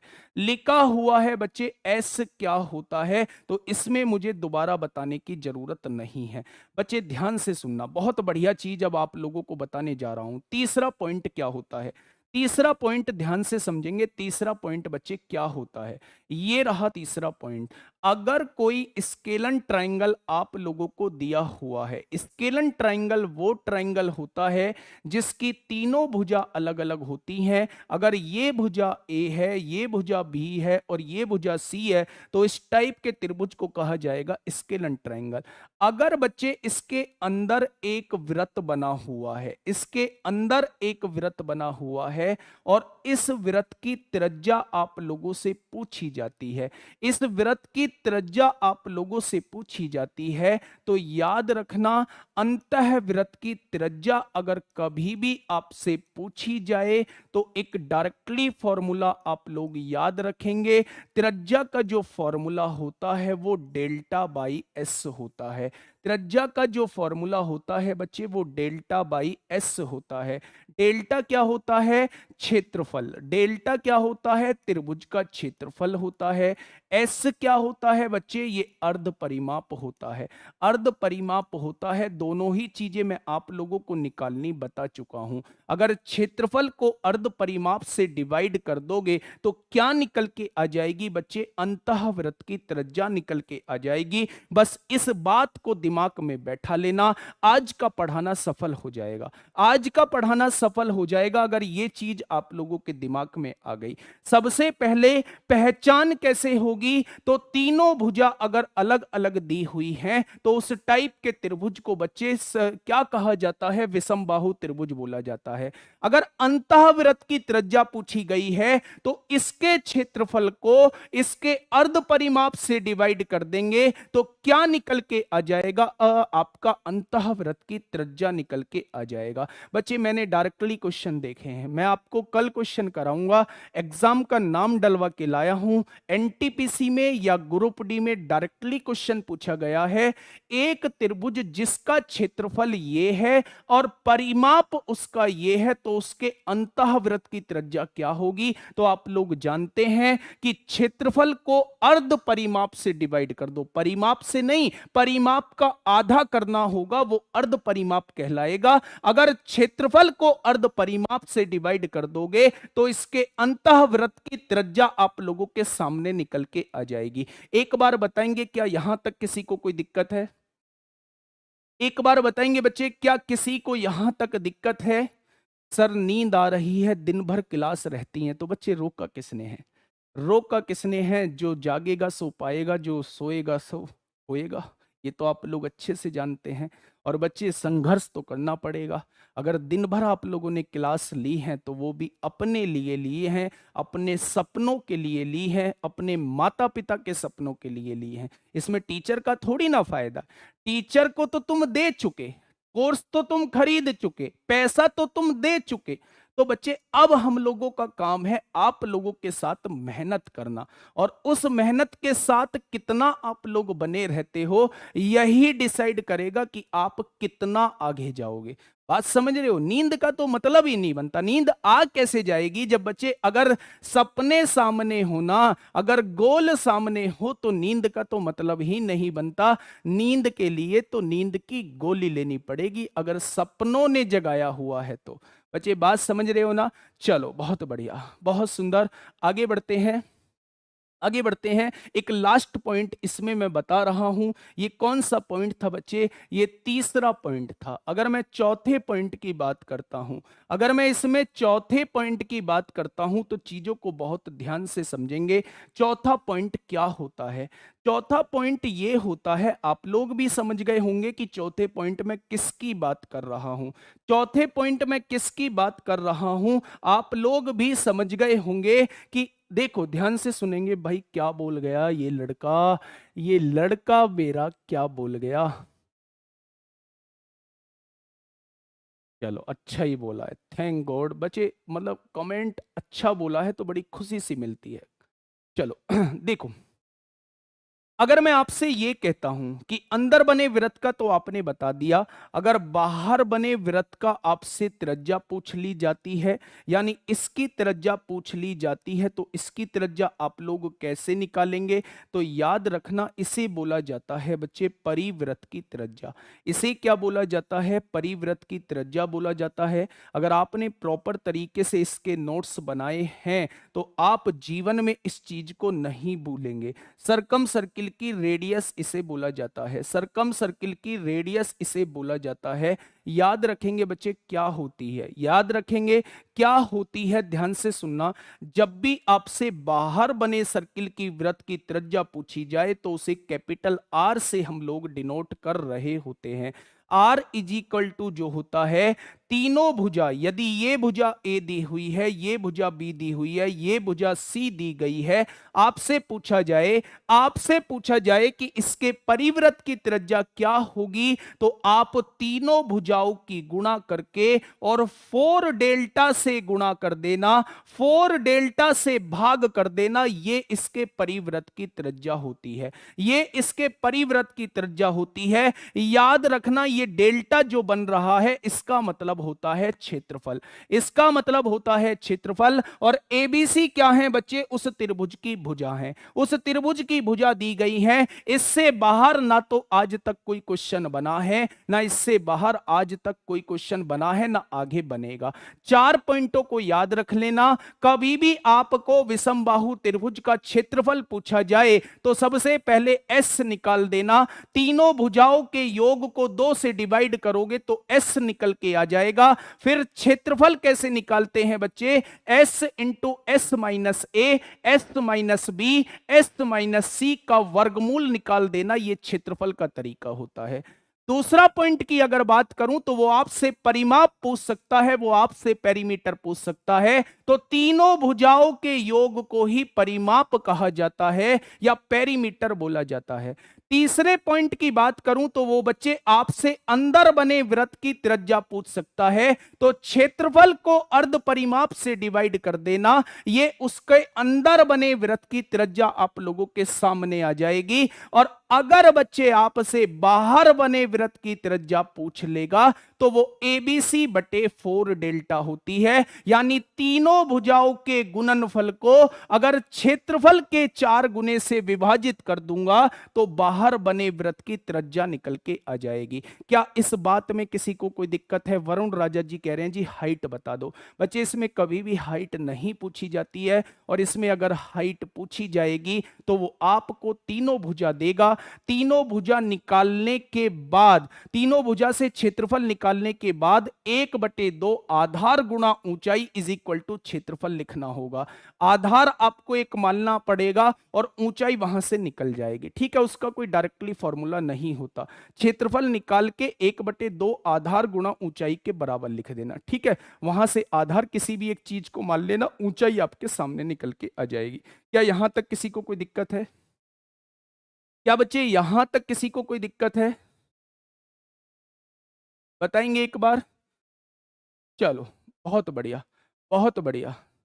एक लास्ट टॉपिक हम लोग पढ़ने वाले हैं। हम लोग विषमबाहु त्रिभुज को बहुत अच्छे से पढ़ चुके हैं बच्चे। एक लास्ट टॉपिक, केवल 15 मिनट का टॉपिक है, केवल 15 मिनट का टॉपिक है। हेडिंग डालेंगे आप लोग, इक्विलैटरल ट्रायंगल क्या होता है। हेडिंग डालेंगे बच्चे आप लोग कि इक्विलैटरल ट्रायंगल क्या होता है। ध्यान से सुनेंगे, बहुत इंपॉर्टेंट टॉपिक है, बहुत इंपॉर्टेंट टॉपिक है बच्चे। और यहां से क्वेश्चन सबसे ज्यादा बन रहे होते हैं, यहां से क्वेश्चन जो है वो सबसे ज्यादा बन रहे होते हैं। इसी को कहा जाता है बच्चे समबाहु त्रिभुज। इसी को क्या कहा जाता है? तो आप लोग कहेंगे इसी को बोला जाता है समबाहु त्रिभुज। और यहां से सबसे ज्यादा क्वेश्चन बन रहे होते हैं। इसी को हम लोग इंपोर्टेंट लिख के चलते हैं। और यही आज का आखिरी टॉपिक होगा, यही आज का आखिरी टॉपिक होगा। तो जिन लोगों ने इतना समय दिया है वो थोड़ा सा और समय देंगे बच्चे। आपके भविष्य की बात कर रहा हूं, आपके लिए इतनी रात में सामने खड़ा हूं, तो आपका तो सोने का मतलब ही नहीं बनता, क्योंकि आप लोगों के लिए मैं जगा हुआ हूं। ठीक है, तो आप लोगों के लिए मैं अगर जग सकता हूं तो आप अपने लिए तो जग ही सकते हैं। बात समझ पा रहे हो ना? चलो ध्यान से सुनेंगे मेरी बात को, ध्यान से सुनेंगे बच्चे मेरी बात को। सबसे पहले इक्विलैटरल सम माने क्या होता है? आप कहोगे सम माने तो समान होता है। बाहु मीन्स क्या होता है? बाहु मीन्स भुजा होता है। यानी जिसकी सारी भुजा समान होती हैं उसे समबाहु त्रिभुज कहा जाता है।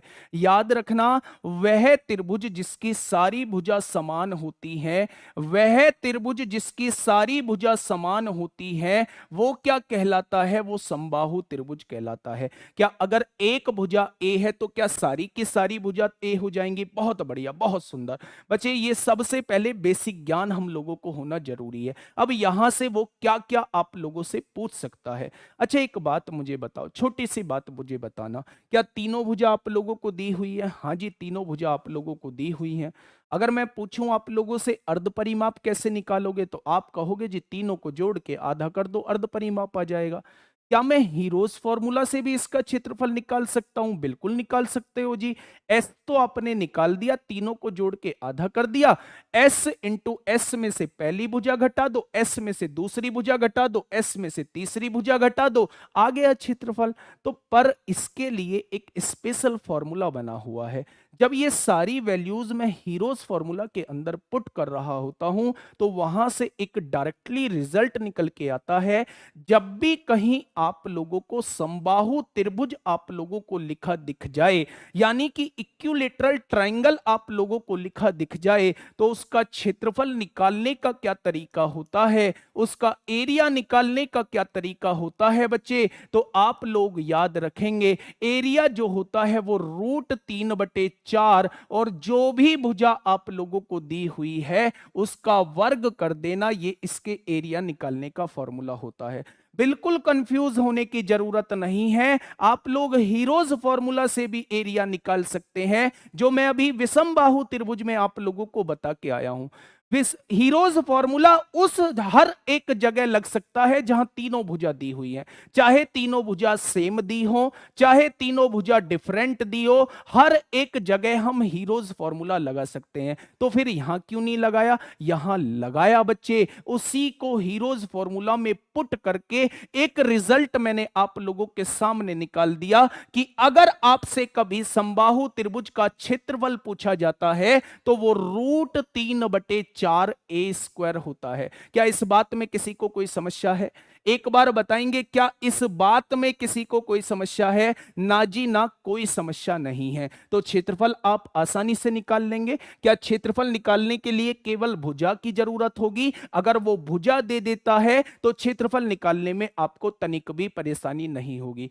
दूसरा पॉइंट वो आपसे क्या पूछ रहा होता है बच्चे? दूसरा पॉइंट वो आपसे ये पूछ रहा होता है कि समबाहु त्रिभुज का परिमाप क्या होता है। समबाहु त्रिभुज का परिमाप क्या होता है, यानी कि पेरीमीटर क्या होता है। परिमाप क्या होता है, यानी कि पेरीमीटर क्या होता है। तो भाई किसी का भी परिमाप पूछ ले, किसी का भी परिमाप पूछ ले, जिससे मिलके बना हुआ हो उन सबको जोड़ देना। तो ये किससे मिलके बना हुआ है?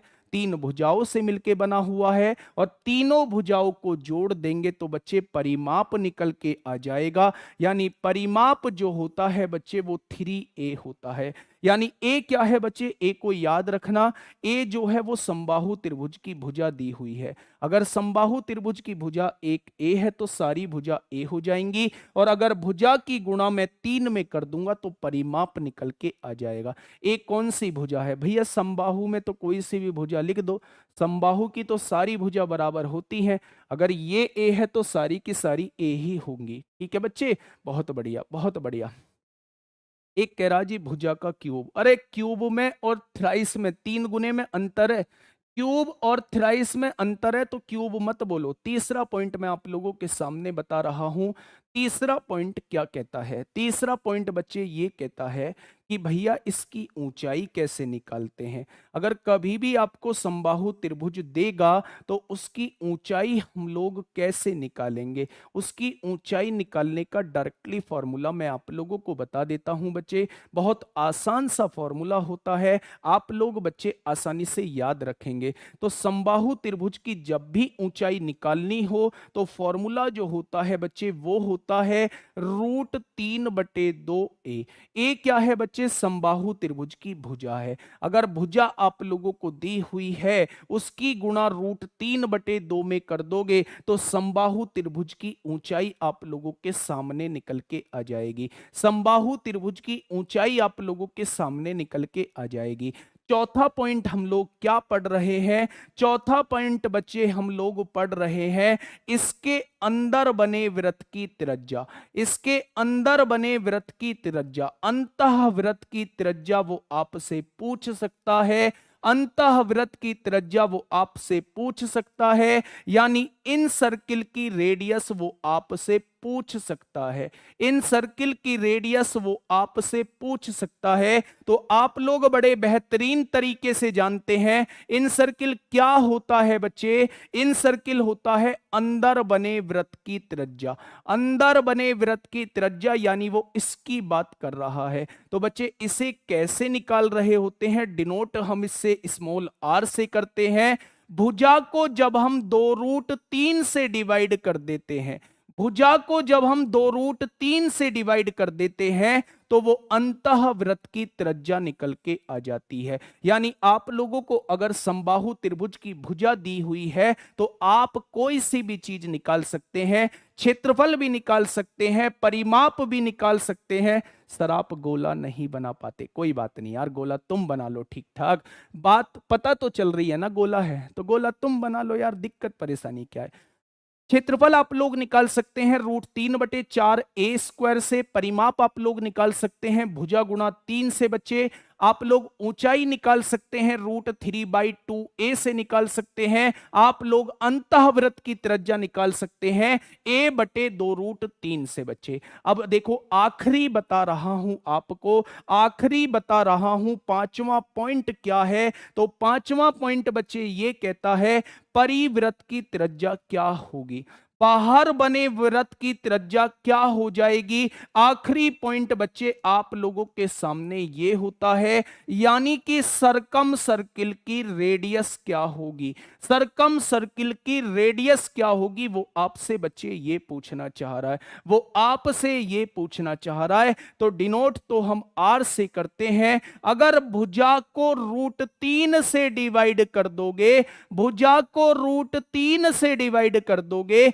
तो क्या निकल के आ जाएगा, बाहर बने वृत्त की त्रिज्या निकल के आ जाएगी। बच्चे अब ध्यान से सुनना, मैं सारी चीजों को एक बार आप लोगों को बता रहा हूं, सारी चीज आपके सामने लिखी हुई है, फोटो ले लो और क्वेश्चन यहीं से बनेगा। इन 5 पॉइंटों के अंदर से ही क्वेश्चन बनेगा। अगर वो आपको सारी की सारी भुजा बराबर देता है, सबसे पहले कि समबाहु त्रिभुज होता क्या है, तो आप कहेंगे समबाहु त्रिभुज वो त्रिभुज होता है जिसकी सारी की सारी भुजा बराबर होती हैं। अगर सारी की सारी भुजा बराबर हो गई तो सारे के सारे कोण भी बराबर होंगे। ये भी 60 डिग्री होगा, ये भी 60 डिग्री होगा और ये भी 60 डिग्री होगा। मुझसे पूछ सकता है क्षेत्रफल क्या होता है, तो √3/4a² होता है। मुझसे परिमाप पूछ सकता है तो तीनों से मिलकर बनी है तो 3 गुणा a होता है। मुझसे अंदर बने वृत्त की त्रिज्या पूछ सकता है तो वो a/2√3 होती है। मुझसे बाहर बने वृत्त की त्रिज्या पूछ सकता है तो वो a/√3 होती है। मुझसे ऊंचाई पूछ सकता है वो √3/2a होती है। यहां तक किसी को कोई दिक्कत समस्या है तो आप लोग मुझे बता सकते हैं। ये कह रहा जी सर आप तो खाना खा के पढ़ाते हो, हम लोग भूखे बैठे हुए हैं। आप लोगों के पास ऑप्शन बहुत है और बच्चे याद रखना असफल लोगों के पास ही बहाने होते हैं, बस इस चीज को दिमाग में बैठा लेना। अब जब सोना 2 मिनट इस बात पे सोचना कि हम लोग ना पढ़ने के क्या क्या बहाने खोज रहे होते हैं, ना पढ़ने के बच्चे क्या क्या बहाने खोज रहे होते हैं। याद रखना असफल लोगों के पास ही बहानों की फौज होती है, बहानों की लाइन होती है और बहानों की उनके पास कोई कमी नहीं होती। और जो सफल होने का मादा रखते हैं, सफल होने के बारे में सोचते हैं, उनके पास बहाने फटकते तक नहीं है। बच्चे इस बात को दिमाग में सेट कर लेना। आप लोग बहाने, खाना नहीं खाया, पानी नहीं पिया, नेट चला गया, लाइट चली गई, पैर में दर्द हो गया, दांतों में पानी लग गया, कान में कीड़ा घुस गया, ये सारी चीजें बच्चे बहानों की फौज होगी अगर असफल होने का सोच रखा है। ठीक है, चलो फिर आज के लिए इतना ही। एक पॉइंट लिखना भूल गया था, अगर कभी भी आपसे पूछा जाए, कभी भी आपसे पूछा जाए एक समबाहु त्रिभुज, इसे थोड़ा अलग से कलर में लिख देता हूं, बहुत बढ़िया पॉइंट लिखवा रहा हूं। अगर कभी भी पूछा जाए कि समबाहु त्रिभुज के परिवृत्त और अंतःवृत्त की त्रिज्या का अनुपात क्या होगा, याद रखना कि भुजा का कोई इफेक्ट नहीं पड़ता, ये हमेशा 2/1 होता है। परिवृत्त आर जो होता है वो बाहर बना वृत्त होता है तो वो तो हमेशा बड़ा ही होगा, ये जो होता है अंदर बना वृत्त होता है ये हमेशा छोटा ही होगा। ऐसे आप लोग याद रखेंगे। होंगे। अगर वो आपसे आर बटे आर पूछ लेता है, अंतःविरत अपॉन परिव्रत पूछ लेता है, तो ये 1/2 होता है। तो बिल्कुल भी कंफ्यूज नहीं होना है, कहीं 2/1 लिखा होगा, कहीं 1/2, तो ये भी उल्टे करके लिखे होंगे। ठीक है बच्चे, यही तक आज मुझे आप लोगों को पढ़ाना था। एक छोटा सा टॉपिक हम लोगों का बच चुका है, 10 मिनट का टॉपिक हम लोगों का बच चुका है बच्चे। वो होगा आइसोसेल्स ट्राइंगल, यानी कि समद्विबाहु त्रिभुज। अब आप लोगों के दिमाग में आ रहा होगा, यार ये एक एक दिन में ही क्या खत्म होंगे, एक दिन में थ्योरी, एक दिन में क्वेश्चन, एक दिन में थ्योरी, एक दिन में क्वेश्चन। बिल्कुल भी नहीं होंगे बच्चे। आज का टॉपिक जो था ये बड़ा था, ट्राइंगल अपने आप में बड़ा टॉपिक है। एक दिन में बच्चे मैं सारे के सारे चतुर्भुज आप लोगों को करा रहा हूंगा, चाहे वो स्क्वायर की बात हो, चाहे वो रेक्टेंगल की बात हो, चाहे वो ट्रेपेजियम की बात हो, चाहे वो पैलोग्राम की बात हो, चाहे वो रोहम्बस की बात हो। सारे के सारे चतुर्भुज जो है वो एक ही दिन में करा रहा हूंगा, और अगले दिन बच्चे उसके क्वेश्चन करा रहा हूंगा। और सर्किल और सेमी सर्किल की तो बात ही खत्म, उन्हें तो आधे घंटे में, 1 घंटे की तो क्लास लगनी नहीं है, आध घंटे में काम तमाम करके उनके क्वेश्चंस कर रहे होंगे। फिर 2 दिन जो है बच्चे हम मिक्स क्वेश्चन करेंगे, 2 से 3 दिन हम मिक्स क्वेश्चन करेंगे। याद रखना, इस मेंसुरेशन को, मेंसुरेशन 2D और मेंसुरेशन 3D जो है बच्चे, वो हम लोग खत्म कर रहे होंगे, बहुत जल्दी हम लोग खत्म कर रहे होंगे। ठीक है बच्चे, तो कैसी लगी आप लोगों को आज की क्लास, एक बार मुझे बताएंगे। और जितने भी लोग मौजूद हैं, एक बार अपना लाइक का बटन चेक कर लेंगे कि हम लोगों ने क्लास को लाइक किया है या नहीं किया है। चलो, जैसा फीडबैक आप लोग देना चाहो वैसा आप लोगों का फीडबैक मंजूर है। अगर क्लास सही लगी हो तो वो जो सीधा अंगूठा आप लोगों को दिख रहा होगा, यानी जिस पर लाइक लिखा दिख जाए, उसको प्रेस कर देना। और अगर क्लास में आप लोगों को बोरिंग फील हुआ हो, क्लास बढ़िया ना लगी हो, तो उल्टा लगा हुआ निशान दिखाई देगा, डिसलाइक लगा हुआ दिखाई देगा, उसे दबा देना बच्चे। फीडबैक का आप लोगों का इंतजार रहेगा। ठीक है, जितने लोग मौजूद हैं कमेंट में जरूर बताना, कमेंट में जरूर बताना कैसी लगी आप लोगों को क्लास, क्या आप लोग चेंज चाहते हो, क्या आप लोग मुझसे बदलाव चाहते हो बच्चे। जैसा आप लोग बोलोगे वैसा ही आप लोगों के साथ कर रहा हूंगा, वैसा ही आप लोगों को पढ़ा रहा हूंगा। ठीक है, तो आज के लिए इतना ही। कल जुड़ना मत भूलना बच्चे, 10 बजे को दिमाग में सेट कर लो कि यार 10 बजे जो है हमारे भविष्य को सेट करने वाली क्लास है। और यही क्लास है बच्चे जिसमें बहुत बच्चों का मनोबल टूट रहा होता है, बहुत बच्चे इसे छोड़ के भाग रहे होते हैं। आप लोगों को वो काम नहीं करना है। ठीक है, फिर मिलते हैं कल सुबह सबसे पहले 8 बजे, फिर मुलाकात होगी 11 बजे, और फिर मुलाकात होगी रात को 10 बजे। ऐसे ही 3 क्लास के साथ हम लोग खत्म कर देंगे मैथ को बिल्कुल जड़ से। Okay, tata bye bye.